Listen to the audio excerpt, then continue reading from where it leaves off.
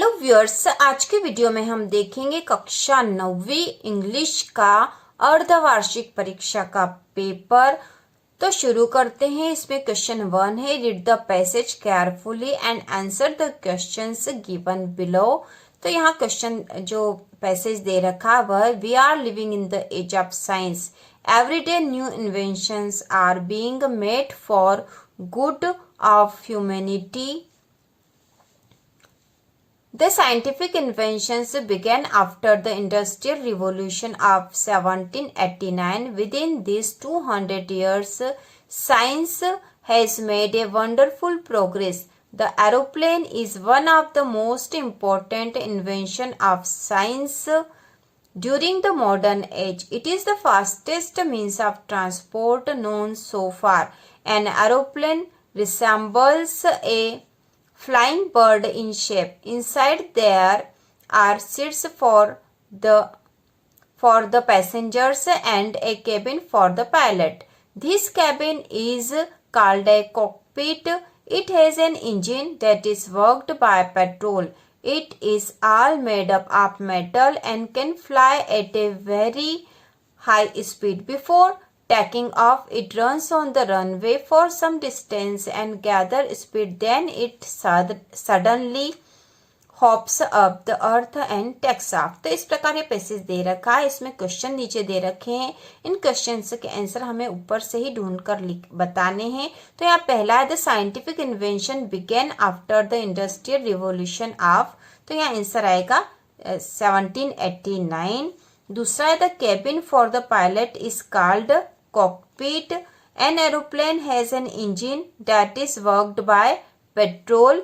Which of the following is the fastest means of transport? तो यहाँ पे answer है aeroplane. We are living in the age of science. तो इस प्रकार सबके आंसर है और सारे के आंसर यहाँ पे पैसेज में से ही ढूंढकर हमने यहाँ करे हैं. इसके बाद क्वेश्चन 2 भी पैसेज दे रखा है, read the passage carefully and answer the questions given below. तो यहाँ पे जो पैसेज दे रखा वह है मारी क्यूरी का. Marie Curie was one of the most accomplished scientist in history.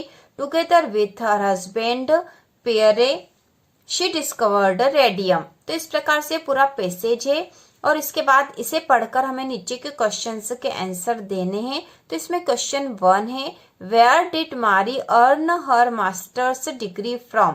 तो मारी ने अपनी मास्टर्स डिग्री कहाँ से प्राप्त करी थी? तो इसका आंसर इस पैसेज के अनुसार है, यूनिवर्सिटी इन सारबोर्न. अ यूनिवर्सिटी इन सारबोर्न, ये बी वाला आंसर राइट है. इसके बाद दूसरा है, व्हाट वाज मारीज फादर. तो उसके पिताजी क्या थे? तो इसका आंसर है ए प्रोफेसर. उसके पिताजी प्रोफेसर थे. इसके बाद है, Marie left Poland and travelled to France to enter the Sorbonne. तो इसमें आएगा was distressed. Was distressed answer है इसके अनुसार. इसके बाद अगला है, Marie Curie doctorate was in which academic discipline. तो मारी क्यूरी ने डॉक्टरेट किसमें प्राप्त करी थी? तो इसमें आंसर आएगा फिजिक्स. और अगला है, right the noun form of the word discover. तो डिस्कवर का नाउन फॉर्म हो जाएगा डिस्कवरी.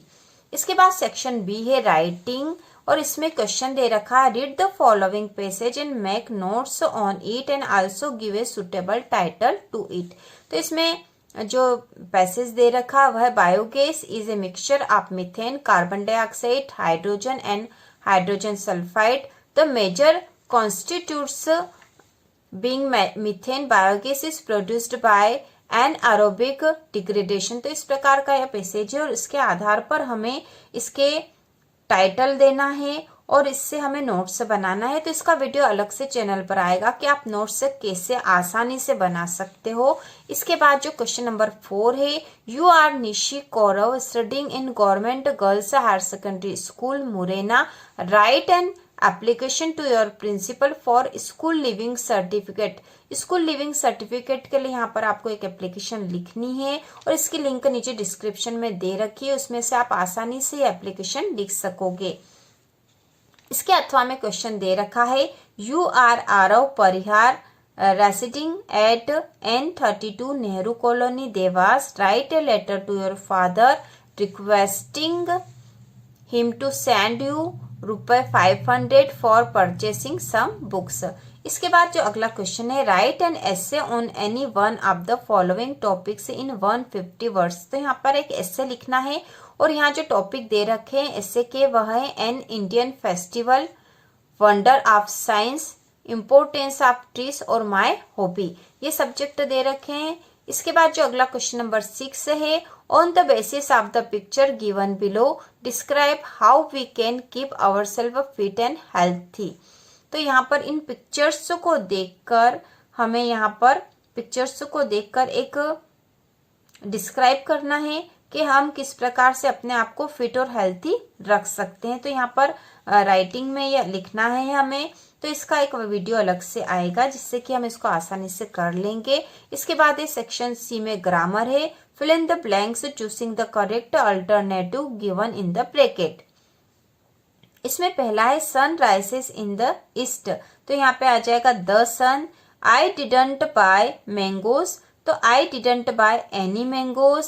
इसके बाद अगला है ही इज इंजीनियर. तो यहाँ आएगा he is an engineer.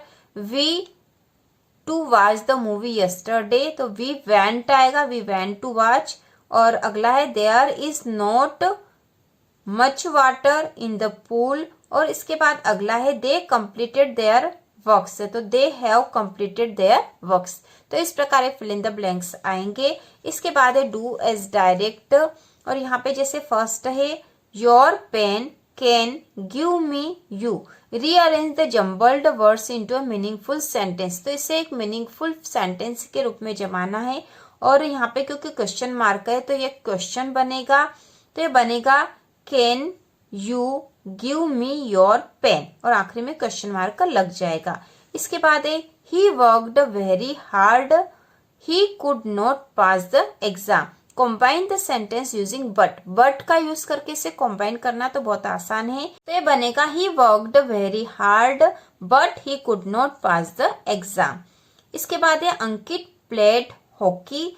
Change into present indefinite tense में से चेंज करना है. तो यहाँ पे हो जाएगा अंकित प्लेस हॉकी. तो प्लेड लिखा है PLAYED लिखा हुआ है तो हमें यहाँ लिखना पड़ेगा PLAYS. ठीक है, यहाँ एस लग जाएगा. अंकित प्लेस हॉकी. और यह प्रेजेंट इंडेफिनिट टेंस में हो जाएगा. इसके बाद है Rohan speaks English. Change the sentence into negative बनाना है. तो यहाँ पे हो जाएगा Rohan does not speak English. तो यहाँ पे हमें यहाँ पे लिखना पड़ेगा डज नॉट स्पीक इंग्लिश. तो इस प्रकार से यह सेंटेंस बनेंगे. They walked in the dark. Change the sentence into past continuous में इसे चेंज करना है. तो ये हो जाएगा they were walking in the dark. तो इस प्रकार सेंटेंस बनेंगे, बहुत आसानी से बन जाएंगे. Do as direct. बाद सेक्शन सी है लिटरेचर में. इसमें क्वेश्चन है आंसर द फॉलोइंग क्वेश्चन.